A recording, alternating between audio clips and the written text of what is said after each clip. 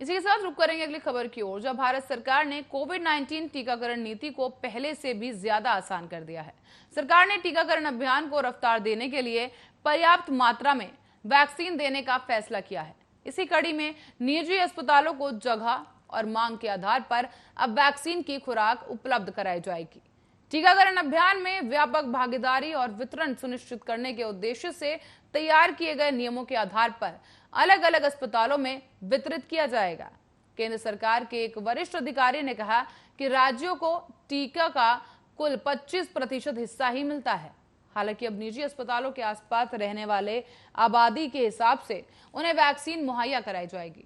तो वहीं आपको बता दें कि 18 से लेकर 44 साल तक की आयु के लोगों को वैक्सीन लगाने के लिए पहले राज्यों को खुले बाजार से वैक्सीन लेनी पड़ती थी, लेकिन नई गाइडलाइंस के मुताबिक राज्य सरकारों को कोई खरीद नहीं करनी होगी, वो सिर्फ केंद्र से मिली वैक्सीन को ही लगाएंगे। इस नियम में तेजी के साथ निजी अस्पतालों को केंद्र से अब 25% डोज के अलावा वैक्सीन निर्माताओं से भी सीधे खरीदने की छूट मिली है।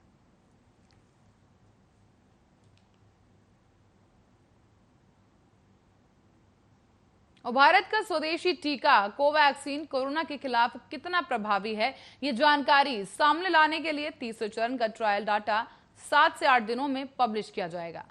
इस टीके को भारतीय चिकित्सा अनुसंधान परिषद और भारतीय बायोटेक की ओर से बनाया गया है। तीसरे चरण के ट्रायल से टीके की प्रभावशीलता की जानकारी मिलेगी। तो वहीं राष्ट्रीय कोविड टास्क फोर्स के अध्यक्ष डॉक्टर वीके पॉल का कहना है कि अगले 7 से 8 दिनों के लिए और 7 से 8 दिनों के अंदर कोवैक्सीन के तीसरे चरण के ट्रायल के नतीजे जारी कर दिए जाएंगे। कोविड टास्क फोर्स की ओर से यह ऐलान तब आया है जब अमेरिका में स्वदेशी टीके को आपातकाल इस्तेमाल की मंजूरी नहीं मिली।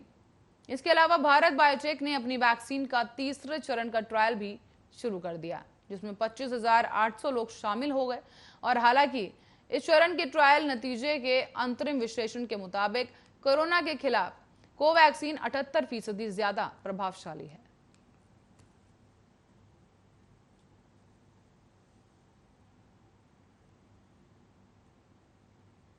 बढ़ते हैं अगली खबर की ओर, जो संयुक्त किसान मोर्चा ने जजप्पा और भाजपा नेताओं के लिए गांव बंदी का ऐलान कर दिया है। उन्हें केवल अपने गांव के अलावा किसी अन्य गांव में घुसने नहीं देने की अपील ग्रामीणों से की गई है। तो वहीं किसान 26 जून को आंदोलन के 7 महीने पूरे हो जाने पर राजभवन पर प्रदर्शन करके राष्ट्रपति के नाम ज्ञापन सौंपेंगे। इसके लिए किसी तरह की अनुमति भी किसान नहीं लेंगे। तो वहीं संयुक्त किसान मोर्चा की शुक्रवार को कुंडली बॉर्डर धरना स्थल पर एक बैठक की गई।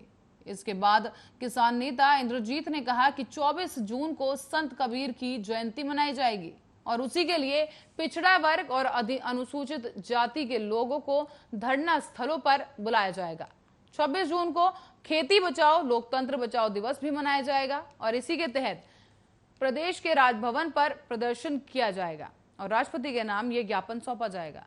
किसान नेता मंजीत राय, सुमन हुड्डा, विकास सिसिर और जंगवीर चौहान, धर्मेंद्र मलिक, रवि आजाद ने भी कहा कि जिस तरीके से महिलाओं की शिकायतें आ रही हैं उसको देखते हुए शनिवार तक एक महिला समिति का भी गठन कर दिया जाएगा और उसका नंबर सार्वजनिक किया जाएगा।